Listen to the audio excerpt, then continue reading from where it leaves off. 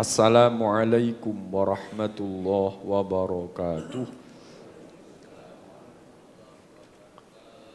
Bismillah, alhamdulillah, wassalatu wassalamu ala rasulillah Sayyidina wa maulana Muhammad ibn Abdillah. La hawla wa la quwwata illa billah. Qalu subhanaka la ilma lana illa ma 'allamtana innaka antal alimul hakim. Qala rabbi shrah li sadri wa yassir li amri wahlul 'uqdatam min lisani yafqahu qawli. Amma ba'd. Hadirin jamaah salat subuh ingkang sami dimulyakaken Allah. Monggo kita lanjutaken ngaji kitab Bulughul Maram. Saderengipun kita maos Fatihah ingkang kita hadiahaken dumateng Kanjeng Nabi Muhammad sallallahu alaihi wasallam. Nomor kalih kangge musannif kitab ini Syekh Ibnu Hajar Al-Asqalani yang ketiga untuk hajat kita sedaya. Mugi-mugi kita sedaya pinaringan sehat wal afiat, panjang umur, rezekine kathah, barokah, keluargane sakinah mawaddah warahmah, anak-anak dados anak ingkang saleh salihah. Al-Fatihah. A'udzu billahi minasyaitonir rajim. Bismillahirrahmanirrahim. Alhamdulillahi rabbil alamin. Ar-Rahmanir Rahim. Maliki yaumiddin. Iyyaka na'budu wa iyyaka nasta'in. Ihdinas siratal mustaqim. Siratal ladzina an'amta 'alaihim ghairil maghdubi 'alaihim waladdallin. Amin. Bismillahirrahmanirrahim.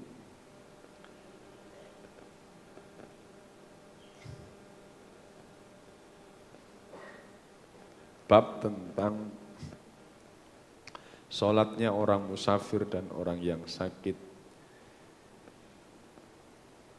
Wa 'an Ibni Umar qala, saking Ibnu Umar, qala ngucap sapa Ibnu Umar, qala dawuh sapa Rasulullah sallallahu alaihi wasallam, innallaha ta'ala, setuhune Allah ta'ala iku yuhibbu demen sapa Allah antuk ta ing yen to den tekani apa ruhsuhu, ruhsoi saking Gusti Allah mau, kama yakrahu, kama kaya dene barang yakrahu sengit sapa Allah antuk ta ing yen to den tekani apa maksiatuhu, maksiate.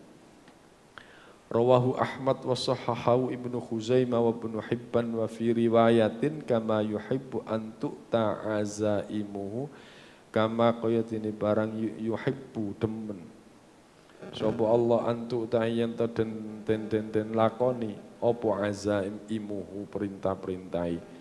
Hadirin rahimakumullah,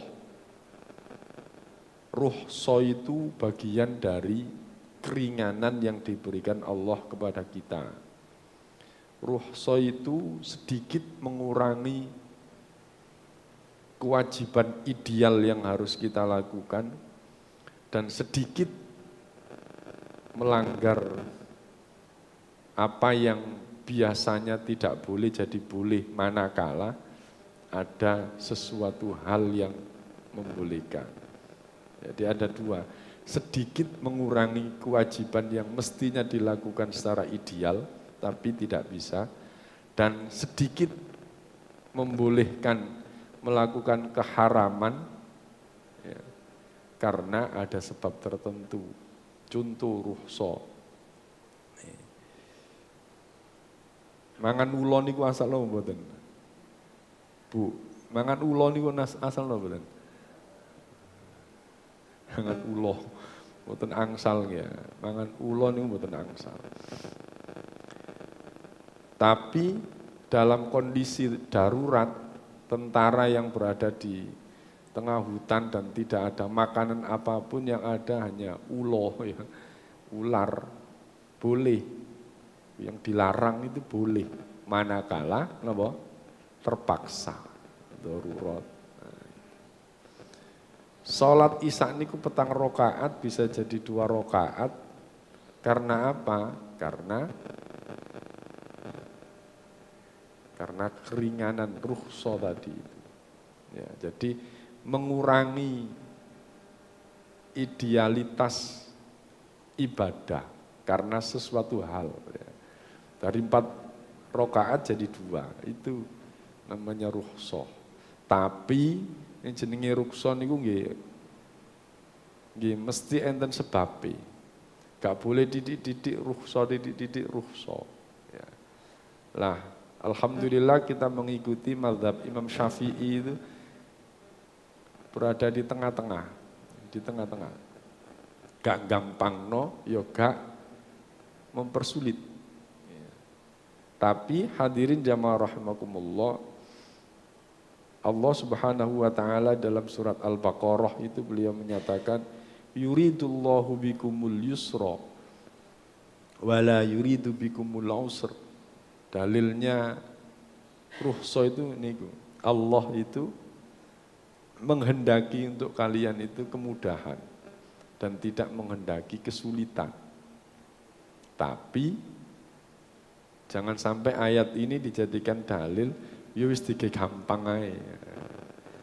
Sehingga alhamdulillah kita mengikuti Imam Syafi'i itu berada di tengah-tengah, gak gampang dan tidak mempersulit. Ya. Itu. Dalam melaksanakan rukhsah itu, melaksanakan keringanan dari Allah itu, bahasa rukhsah itu artinya keringanan. Ya. Itu Allah lebih cinta orang yang menjalankan rukhsah yang diberikan Allah kepada kita. Seperti cintanya Allah kepada orang yang menjalankan perintah-perintahnya Allah. Bandingannya orang yang menjalankan perintah Allah, menjalankan rukhsah, itu seperti cintanya Allah kepada orang yang mendatangi perintah-perintahnya. Tapi hadis tadi membandingkan antara cintanya Allah kepada orang yang melakukan rukhsah itu seperti ini kontradiksinya, yaitu bencinya Allah terhadap orang yang melakukan kemaksiatan. Ya. Ini enggak usah susah-susah memahaminya, ya. Karena ini bahasa majazi. Dibandingkan antara cinta kok dibandingkan dengan kebencian. Tapi intinya dalam hadis ini kecintaan Allah kepada orang yang melakukan rukhsahnya itu seperti cintanya Allah kepada orang yang melakukan kewajiban-kewajibannya. Oleh karena itu panjenengan sampun mamang jalan-jalan kira-kira wis sampai pada jarak yang sudah diperbolehkannya kita untuk qashar saja. Lebih baik melakukan qashar. Walaupun Nabi itu juga pernah melakukan qashar dan juga tidak melakukan qashar. Sholat qashar kadang Nabi itu juga melakukan secara lengkap atau sempurna. Kadang Nabi itu melakukan puasa, kadang juga Nabi itu tidak melakukan puasa saat perjalanan jauh. Tapi Nabi menyampaikan di sini lebih baik ambil saja rukhsahnya. Karena itu keringanan yang diberikan kepada kita. Wa an Anasin, saking Anas. Qala ngucap sapa Anas kana ana sapa Rasulullah sallallahu alaihi wasallam. Idza kharaja tatkala metu sapa Kana ono sapa Rasulullah sallallahu alaihi wasallam idza kharaja tatkala metu sapa Rasulullah masirata salasati amyalin, perjalanan 3 mil au farasikha utawa 3 farsah shalla rakaataini rawahu Muslim. Hadis ini menyatakan bahwa kapan kita ini bisa melakukan rukhsah, kapan kita bisa melakukan sholat qashar, itu adalah karena Rasulullah idza kharaja masirata thalathati amyalin au farasikha shalla rakaataini. Kapan? Ketika perjalanan 3 mil atau 3 farsah. Padahal mil dengan farsah itu beda. Jaraknya beda. Tapi kenapa di sini salasati amyalin au farasikha? Ini menunjukkan bahwa orang yang meriwayatkan hadis ini agak agak bimbang. Yang dimaksud Nabi itu 3 mil atau 3 farsah, sehingga kedua-duanya ditulis. Berapa 1 mil dan berapa 1 farsah itu mungkin terlalu jelimet bagi kita, nggak usah diterang lebih panjang. Tapi yang jelas di sini ada hadis demikian, karena nanti ada hadis-hadis berikutnya yang menyatakan lebih dari itu atau kurang dari itu. Nanti akan kita kembalikan ke fikih kita biar nggak bingung. Wa anhu lan saking Anas, qala ngucap sapa Anas, kharajna wis metu sapa kita ma'a Rasulillah semertane Rasulullah minal Madinati ilal Makkah, pergi ke Madinah, ilal Makkah, ke Mekah. Fakana yusalli rak'ataini hatta raja'na ilal Madinah. Idza kharaja masirata thalathata amyalin aw farasikha. Nah, 3 farsah atau 3 mil. Nanti kita lanjutkan lagi. Wa anhu qala kharajna ma'a Rasulillah sallallahu alaihi wasallam minal Madinati ilal Makkah fakana yusalli rak'ataini hatta raja'na ilal Madinah. Nabi itu pernah bepergian dari Madinah ke Mekah, dan selama perjalanan Madinah ke Mekah itu beliau selalu mengqashar sholat yang 4 rakaatnya jadi 2 rakaat sampai kembali ke Madinah lagi. Madinah Mekah niku kira-kira jaraknya 500 kan? Oh 700. Oh nggih, berarti kula salah. Kula ningali teng map niku sak monten. Yang sekitar 500 sampai 700 lah. Nggih. Ya, itu perjalanan pakai bis tanpa hambatan gano lampu merah. Ini Indonesia kakek lampu merah mulane suwe. Teng mriku mboten enten lampu merah niku medal dugi hotel sampai Medina niku jam 09.00 sampai tutuk kono jam 3. Jam 3 subuh nek kula riyen niku. Jam 09.00 malam sampai subuh jam 3 berarti 6 jam. Nggih, sekitar 6 jam. Niku mboten enten hambatan. Nek kesel leren nang nggone rest area ngoten mawon. Itu perjalanan bis Cino sing rada elek-elek. Itu 6 jam. Dan dengan kecepatan penuh ya. Berarti jauh. Nah, perjalanan Nabi selama dari Madinah ke Mekah itu sholatnya sholat qashar. Berarti pinten kilo gini wow 500 sampai 700 kilo ya. Itu qashar. Selama dalam perjalanan itu beliau qashar sholatnya. Apakah sekian panjangnya? Ya terlalu panjang, nanti akan kita bahas berikutnya. Wa an Ibnu Abbas radhiyallahu anhu maqal aqaman Nabi mukim tis'ata asyara yauman yaksuru.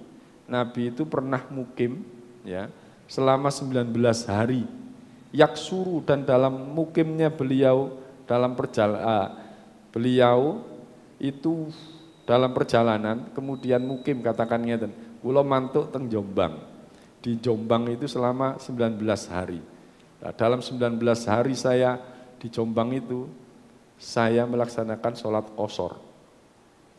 Ini kalau kita niku berapa hari boleh qashar ketika perjalanan niku Bu? Nah, biasanya pinten? 3 hari. Ini Nabi ini pernah sampai 19 hari. Memang kalau menurut Imam Madzhab Syafi'iyah ya, orang dikatakan musafir itu tidak boleh lebih dari 3 hari. Tidak boleh lebih dari 3 hari. Lebih dari 3 hari itu namanya mukim. Nah, ketika mukim itu hukum qasharnya sudah dicabut. Ya, itu 3 hari. Nah, ini di sini Nabi ini pernah Mukim, tapi mukimnya itu ya dalam kondisi perjalanan ya. Kados kula wau teng Jombang 19 hari. Selama itu Nabi mengqosor salatnya. Nah, jadi kalau panjenengan ada orang yang ngosor terus salate karena dia memang dalam kondisi musafir, tidak membatasi diri selama 3 hari, ternyata ya juga ada dalilnya. Gak usah nyalah. No. Wa fi lafdin bi Makkah tis'ata asyara yauman. Ada yang mengatakan bahwa Nabi 19 hari itu ketika di Mekah, yaitu melaksanakan umroh. Ada yang mengatakan ini ketika pelaksanaan Fathu Makkah, ya, 19 hari. Dalam kondisi itu Nabi terus melaksanakan sholat secara qashar. Wa fi riwayatin li Abi Dawud sab'a asyara, 17 hari. Wa fi ukhra, dan menurut riwayat yang lain khamsa asyara, 15 hari. Dan menurut riwayat yang lain lagi thamani asyara, 18 hari.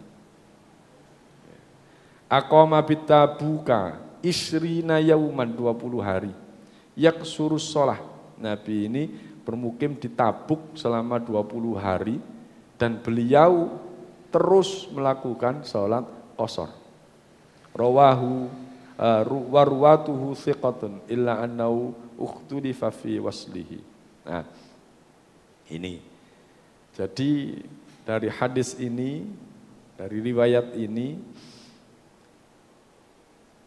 Nabi pernah melakukan sholat qashar walaupun beliau dalam status mukim.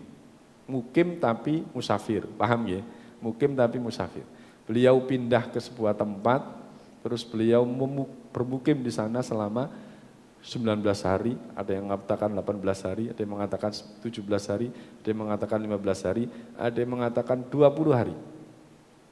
Itu kalau menurut aturannya itu termasuk mukim. Ya. Kalau Imam Syafi'i, orang yang sudah mukim tidak berlaku sholat qashar. Nah, Nabi pernah melakukan mukim itu, beliau tetap melakukan sholat qashar. Nah, disinilah yang saya sebutkan bahwa mazhab Syafi'i itu di tengah-tengahnya. Maksudnya di tengah-tengahnya bagaimana Pak? Mengambil dua hal. Orang-orang sekarang itu kan gampang nih kadang-kadang, gampang. Wis ngikuti sing iki ae 20 hari ya gak apa-apa kok Nabi tahu pernah mengqashar salat itu. Ya. Akhirnya apa? Gampang nih salatnya. Gampang nih salatnya. Tetapi hadirin jamaah rahimakumullah juga tidak mempersulit. Imam Syafi'i kok 4 hari sih? Padahal Nabi kok 3 hari sih? Padahal Nabi saja juga 20 hari pernah salat qashar terus. Nah, bukan mempersulit, tetapi kalau panjenengan memang betul-betul masih merasa kesulitan dalam melaksanakan sholat secara secara sempurna, maka ya boleh jadi menggunakan yang ini. Tapi Imam Syafi'i di antara duanya itu, jangan sampai kita ini memudah-mudahkan ibadah, tapi kemudian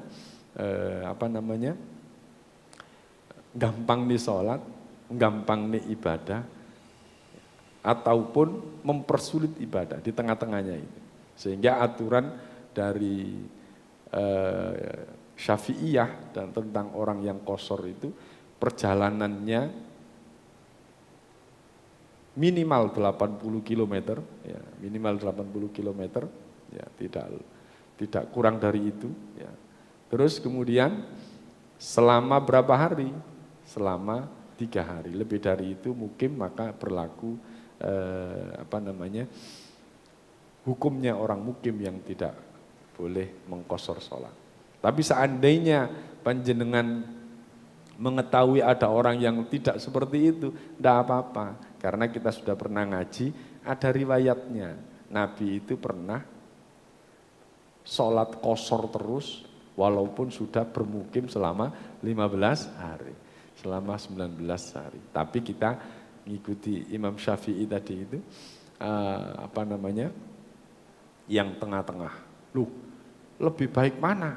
Oh, ada ini nih orang yang ekstrim ini pemahaman ekstrim. Lebih baik mana antara Imam Syafi'i dengan Nabi Muhammad? Wah iki sekarang ini yang pakai dalil-dalil itu. Iki wong ngerti agama apa gak? Kalau orang mengatakan demikian itu sama halnya dengan begini. Berarti Imam Syafi'i gak ngikuti Nabi Muhammad dong. Gak ngikuti Nabi Muhammad dong. Nah kalau gak ngikuti Nabi Muhammad berarti Imam Syafi'i gak bener dong. Ya. Jadi banyak riwayat, ya, banyak riwayat. Kemudian dari situ akan menjadi kontradiksi. Dari situ akan menjadi kontradiksi. Kemudian hadirin jamaah rahimakumullah, ahli fikih itu membuat manhaj, membuat pengambilan hukum, pengambilan hukum yang hukum itu bersumber tetap sama dari Al-Quran dan hadis, Al-Quran dan hadis, sehingga muncullah ada 4 mazhab itu, Sinten mawon? Maliki, Hambali, Syafi'i, Hanafi. Ada 4 itu. Ini adalah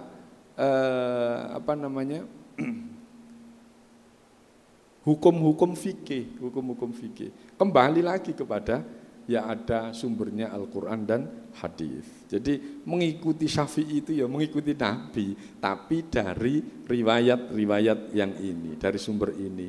Mengikuti Hanafi itu ya mengikuti Nabi. Karena apa? Hanafi cenderung kepada hadis yang ini. Sehingga tidak ada istilah ngikuti bagus mana ngikuti Syafi'i dengan ngikuti Hambali. Ini namanya apa ya? Kalau orang sekarang itu pembanding yang tidak benar ini, pembanding yang benar, bukan apple to apple, bukan begitu ya. Pembanding antara apple dengan apple, wong sijine nopo? Advan musuh apple yo gak cocok kan gitu. Jadi hadirin jamaah rahimakumullah, mau panjenengan enggak usah ngikuti orang-orang yang seperti itu bagiannya Pak Yai saja. Bagiannya Prof Ali saja. Tapi hadirin panjenengan enggak usah ragu-ragu. Ngikuti Imam Syafi'i ya, ngikuti Nabi ya, tapi dengan ngambil sumber-sumber yang dipakai oleh Imam Syafi'i. Begitu pula Hanafi dan sebagainya. Yang penting panjenengan tahu, ngaji kita seperti ini itu untuk mengajeni diri kita sendiri. Ya, nggak usah ngajeni untuk orang lain. Ngaji untuk diri kita sendiri agar kita paham. Oh ngono dah ceritanya. Ya, agar kita tidak seling menyala-nyalakan orang. Ya, agar kita bisa terbuka dengan perbedaan-perbedaan pendapat itu.